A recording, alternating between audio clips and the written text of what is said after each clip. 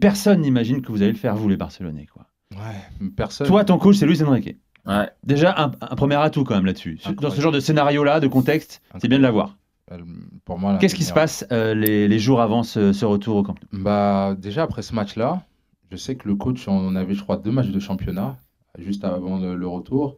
Et il nous dit, on va changer de tactique, dispositif. On va passer Atlético et Celta Vigo, c'est ça? Ouais, c'est ça. On va jouer à 3 derrière. Il a dit, on va travailler les 2 matchs-là pour le match de Paris. Ok, d'accord, on joue à 3 derrière. 3 derrière, donc les ailiers, on va dire ceux qui sont sur les couloirs, c'est pas des latéraux. C'est pas Neymar, voilà. c'est ça, Neymar, Rafinha. C'est ça. Donc il a dit, on va travailler ça, 1 contre 1 derrière, 1 contre 1, je m'en fous, 1 contre 1. Et voilà, donc on a travaillé certaines phases de jeu. Et c'était clair. Et en championnat, on a gagné. Et tout le monde disait, ah oui, mais ça va pas être pareil contre Paris. Et je me sens Luis Enrique, où il a été très fort. Vraiment, coach incroyable pour moi, qui m'a tellement fait évoluer sur ma manière de voir le football. Et sur les détails, parce qu'il est vraiment sur les détails. Les séances tactiques, j'ai rarement vu ça. Vraiment sur les détails, incroyable. Et donc là, il avait tout préparé. Quand je vous dis tout préparé, limite le match, il avait préparé. Il nous a dit, vous inquiétez pas, ils nous en ont mis 4. Nous, on peut leur en mettre 6, vous inquiétez pas. Et ce qui s'est passé, c'est qu'il est rentré dans notre tête. Vraiment, il était super bon. Et que j'avais l'impression que tout Barcelone savait que c'était possible. Tout Barcelone. Mais il n'y avait même pas un... Ah, c'est possible. C'était possible. Donc au final, on arrive le jour du match. Je vois, tout le monde est tranquille. Et c'est vrai qu'en Espagne, il y a moins cette rigueur-là quand tu es dans le vestiaire, il faut être sérieux. Non, c'est pas comme ça. En France, il y a beaucoup ça, où si tu rigoles, on va dire que t'es pas dans ton match. Alors que là-bas, moi, j'ai vu autre chose. C'est que les gens, ils sont zen, ça rigole. Ouais. Même avant, il n'y a pas forcément quelqu'un qui va gueuler dans les vestiaires. En France, il y a un peu ça. Et moi, c'est vrai que ça m'a un peu changé et j'ai vu les choses différemment. T'as un Iniesta qui est là, qui est tout calme. Il va te parler tout calmement. Il va te dire, ah, les gars, on sait ce qu'on a à faire. On va Force tranquille. Et voilà. Donc là, ce match-là, c'était pareil. Alors qu'on en avait pris 4. Et je les voyais, je disais, oh là là, on en a pris 4 à l'aller. Vous êtes zen comme ça. Waouh. Comme non, frère. Et ça, c'est le haut niveau. Et même la presse catalane était confiante. Elle disait, ils vont le faire. Ils vont le faire, les Barcelonais. Est-ce que... Allons sur le match maintenant. Au fur et à mesure de l'évolution du score, tout ça, vous empilez les buts. Est-ce que tu perçois, toi, sur le terrain, de la peur chez les Parisiens? Une fébrilité qui s'empare d'eux et... Ouais. On a vu Marquinhos, qui était un peu l'incarnation de ça, qui reculait énormément. Thiago Silva aussi. Pourtant, je l'aime beaucoup. Thiago Silva, pour moi, c'était vraiment un exemple. Mais je pense que l'équipe de Paris, s'ils étaient venus et nous avaient pressés, le match aurait été totalement différent. Et que dès le coup d'envoi, on le voit, il y avait Cavani, je me souviens, lui, voulait les presser. Mais tout le monde disait, viens. Oui, je m'en souviens. Sauf Emery qui disait lui au contraire. Mais ça, pour moi, c'était vraiment très marquant de voir ça. Et moi, je m'attendais à ce qu'ils viennent vraiment nous presser, mais pas du tout. Et au final, ça nous a plus mis dans le match qu'autre chose. Et je pense que c'est ça qui fait que Paris n'aurait pas pu passer. Parce que tu gagnes 4-0 à l'aller, honnêtement. Tu nous mets un peu la pression, tu marques un but, c'est terminé. Mais là, au final, ils nous ont donné un peu... Et ce but est arrivé. Le but de Cavani. Oui, il est arrivé. À ce moment-là, toi, tu te dis quoi? C'est terminé? Non, franchement, même pas. Je me dis que ça va être dur. Ah ouais? Non, mais vraiment... À 3 à la 86e, avant le coup franc de Neymar, tu te dis, vous allez vous qualifier. Parce que Luis Enrique, à la causerie, il a dit, vous savez, même s'ils nous mettent un but, il nous reste, 2-3 minutes, on peut leur en mettre 2. Mais c'est pour ça que je vous dis, vraiment, sa causerie, moi, elle m'a marqué. C'est comme si tout était préparé. Et il nous avait dit ça, il nous avait dit, vous inquiétez pas, même s'ils mettent un but, vous inquiétez pas. Juste, on va continuer, on peut en mettre 1, 2... C'est ce qui s'est passé. T'as revu quelques actions litigeuses ou pas plus tard ou pas? Est-ce que Mascherano il mérite rouge sur Di Maria par exemple? Parce que c'est vrai que si la VAR est là à l'époque, peut-être qu'il n'y a pas si sain à l'arrivée. Mais on va pas refaire l'histoire. Ouais, non, de toute façon on peut pas la refaire, mais je sais pas, avec la VAR peut-être que les choses auraient été différentes, peut-être, parce que maintenant on utilise la VAR un peu pour tout, ou même pas, des fois on l'utilise pas, mais ça dépend. Mais je sais pas trop. Je sais pas trop. On va dire que c'est tombé du bon côté quand même sur certaines situations. Ah, c'est sûr, c'est tombé du bon côté. Mais je pense que pour moi, c'était pas forcément on a eu de la réussite, c'est qu'on a provoqué cette réussite-là. Après, Sam, quand même, après le but de Cavani, il y a quand même un temps faible où il y a même une énorme occasion. Ter Stegen la repousse. Même à 3-1, vous y croyez les 10 dernières minutes, parce qu'il y a quand même un temps faible où on se dit ça va être très compliqué. Et ensuite, il y a ce coup franc de Neymar. Ah oui, il y a un temps faible, mais comme dans tous les matchs, t'es obligé d'en avoir. Et que c'est vrai que ça nous a mis vraiment un coup. Vraiment, là, le stade, on entendait on n'entendait plus personne. Et même nous, on se disait, moi, à un moment, je me suis retourné une tour, je me suis dit, mais attends, mais les gens, ils sont passés où, tu vois, il n'y avait plus de bruit, plus de bruit. Alors que c'est le seul match, un des seuls matchs à Barcelone où j'ai senti comme si le stade, il bougeait. Vraiment, l'atmosphère du Camp Nou. Le vestiaire après. C'est comment l'atmosphère du Camp Nou. Tous. Tout le monde, il n'y en a pas un au-dessus, pas un Neymar qui est en folie, ce qui fait un match monstrueux au début du match. En plus, pour dire, Ney, avant le match, il a dit, les gars, aujourd'hui, je vais mettre doublé. Vous allez voir, je vais mettre doublé. Vraiment, il a dit ça. Et vraiment, ce match, j'avais l'impression de rêver. Tout ce que les gens disaient, ça se produisait. La force du Camp Nou, les gars. La force du Spotify Camp Nou. C'est pour ça qu'il fallait revenir à ce stade le plus tôt possible, les gars. C'est vrai que voilà, c'est 2 ans. Ça fait 2 ans ou demi, un truc comme ça. Et ça me donne des frissons quand j'écoute ça. C'est-à-dire, ça me ramène à ce jour-là, à cette nuit magique là au Spotify Camp Nou. C'est pour ça qu'il y avait cette confiance, il y avait cette sérénité, même après avoir encaissé 4 buts à l'extérieur. Le stade, les gars. Notre chez nous, notre sanctuaire. Tu peux être chez l'un de tes tontons préférés. C'est-à-dire là-bas, tu te sens bien, tu te sens chez toi et machin. Mais c'est différent.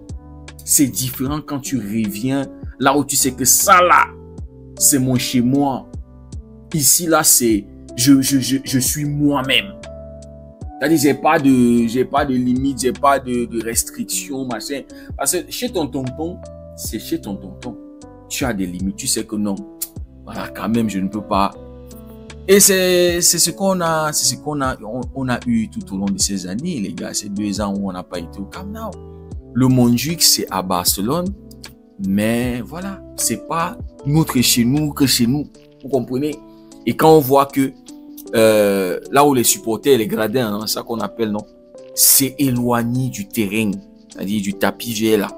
Et donc l'ambiance, la connexion du peuple avec leurs joueurs, les supporters avec leurs joueurs, c'est pas vraiment ça. Big Sam nous fait comprendre que lors de cette historique remontada là, c'est l'un des matchs où il a vraiment senti le Camp Nou vibrer, bouger. C'est-à-dire, il a ressenti la connexion là. Et c'est pour ça que les Parisiens avaient peur. Ouais, il dit, s'ils avaient pressé, s'ils étaient venus nous chercher. Et c'est ce qu'on voit avec le Barça maintenant. Dès que tu nous presses un peu bizarrement comme ça, surtout quand mentalement on n'est pas dans le truc. Surtout. Mais généralement, le Barça, quand tu nous bouges, quand tu mets une intensité, c'est compliqué pour nous d'être à l'aise. Et c'est pour ça que Antiflick est en train d'insister sur le fait que on doit jouer haut. Il ne veut pas la nonchalance. On doit presser. On doit revenir. On doit garder cette identité-là.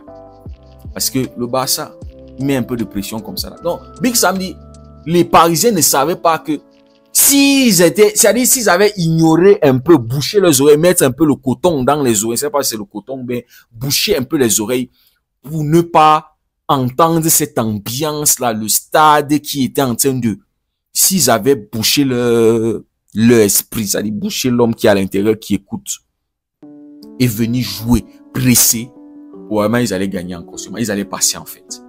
Mais puisque les supporters du Barça étaient en train de rugir, étaient en train de booster, étaient en train de... C'est-à-dire il y avait cette croyance-là de la presse, des supporters. C'est-à-dire tout le monde croyait que non, dans notre chez nous, nous sommes invincibles.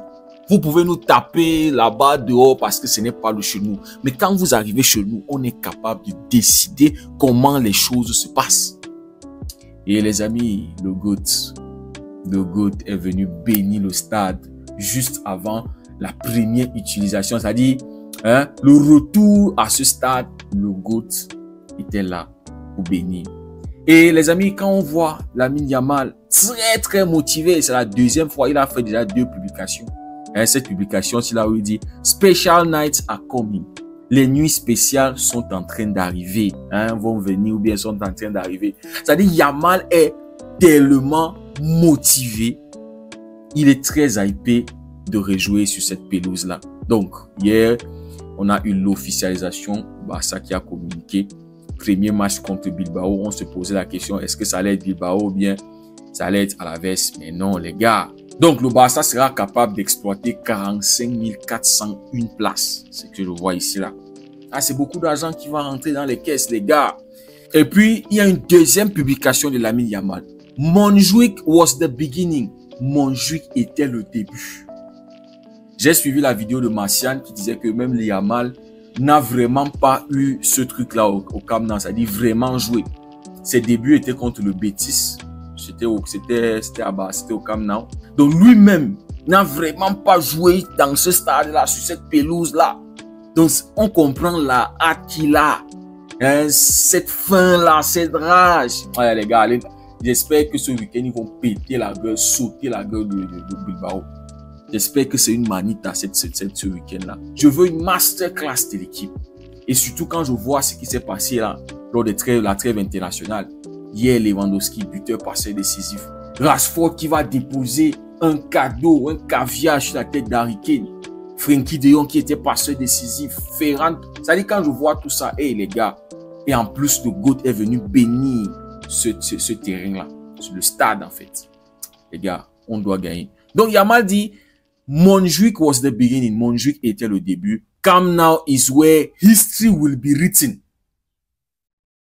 Le Camp Nou sera là où l'histoire sera écrite. Et comme on peut voir la photo, tiens le badge. Tiens le badge. C'est-à-dire, Yamal, il y a quelque chose qui est en train de revenir dans la tête du petit là. Donc les gars, ça fait énormément plaisir qu'on revienne. En fait, cette nouvelle-là, on l'accueille de la meilleure des manières. Et cette vidéo de Big Sam, je l'avais vue. J'étais en train de me demander dans quel contexte est-ce qu'il faut que je passe cette vidéo. Et donc, quand il y a eu cette information, quand il y a eu l'information, l'officialisation de notre retour, j'ai dit voilà, c'est parfait. Il faut rappeler, hein, il faut qu'on se rappelle de cette nuit magique là qu'on a vécue.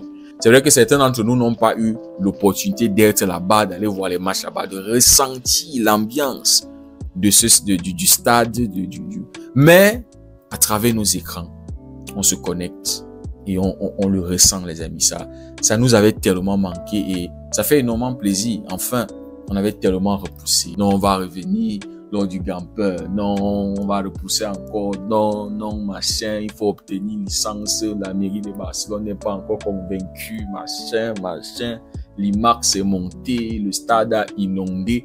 Ah là là, tellement de trucs. Mais bon, ça fait plaisir, les gars. Et voilà, c'est notre sanctuaire, les gars. Et je vous ai dit, le GOAT qui a béni ça là, hein, je pense qu'on va être invaincu cette saison-là. Déjà cette saison-là, je pense qu'on va être invaincu. Les gars, vous avez le devoir. Chez nous, on ne paie pas. Il n'y a pas de défaite à domicile. Tous les matchs à domicile, c'est victoire. On doit réinstaurer cette crainte-là et cette peur chez nos adversaires. Quand ils arrivent au Spotify Camp Nou, ils savent que non, leur sort est déjà décidé.